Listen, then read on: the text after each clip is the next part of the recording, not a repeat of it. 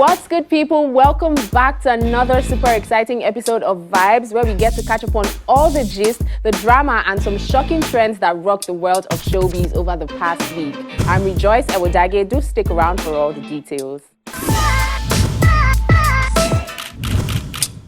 The Versus battles continue this week with two OG hip-hop heavyweights, Snoop Dogg and DMX, going head-to-head, and that opens our trends for this week.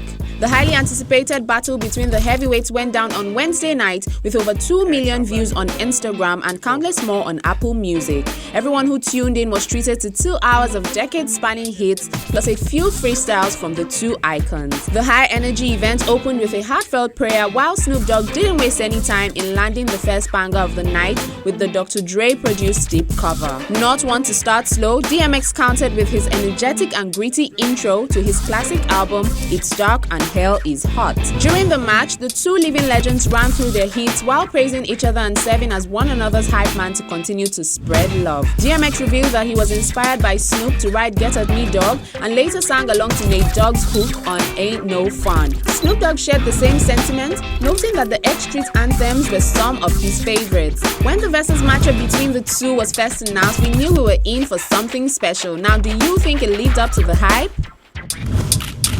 We move over to our number 4 story on the trend right here in Nigeria, where singer and songwriter Mr. Easy has revealed the creation of the Africa Music Fund with 88 MPH, which invests in mobile and web-based startups. The fund was created to shake up the music business across the African continent, providing direct financial support to African artists to master their craft. According to Mr. Easy, the project will give African creatives the ability to create content without having to worry about finances for production, especially in the light of the current hardships caused by the pandemic. He also explained that funding will be made available to both new and established creators. Already on the list is Nigerian producer DJ Neptune. Way to go, Mr. Easy.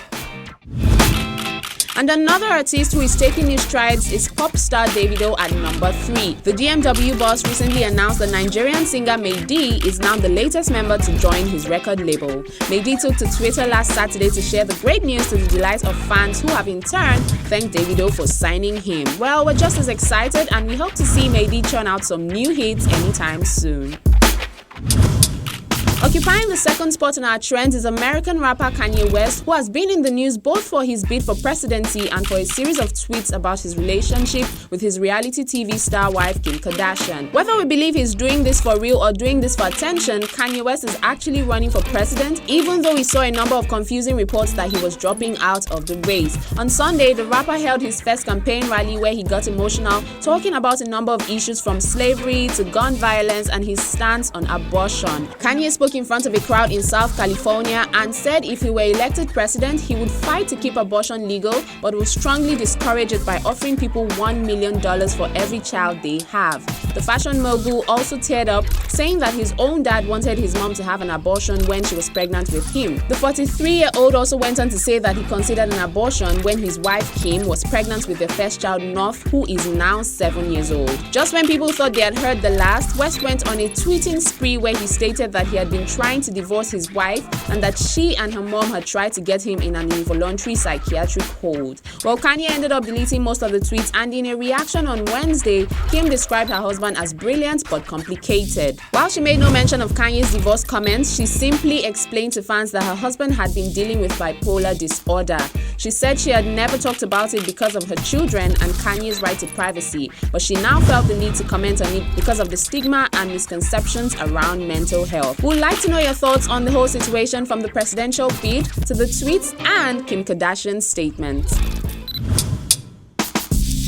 And to our top story for the week, Big Brother Naija is back, and this time it's the lockdown edition, which has gone against all odds to hold amid the pandemic. Since its launch on Sunday, the show has already had some sizing up, some bonding, and even produced the much expected drama. Some of the contestants who have gradually become fan favorites include Nengi, who is the first female head of house, Dorothy, who immediately made the trend as a result of her body-bearing dress on the opening night, and Aisha, the contestant from Sokoto State, who of course got Arewa Twitter trending just for being a northerner. Laycon, aka Chinko Ekun, the contestant who came in a jacket that had light bulbs, didn't start out as a fan favorite, but he seems to now be gaining steam as he is assumed to be the brains of the house so far. Others who have also got people talking include Tolani Baj, V, Lilo, and Erica, and as is the usual custom with every BB Naija season, fans and followers of the housemates have doubled, even tripled across social media.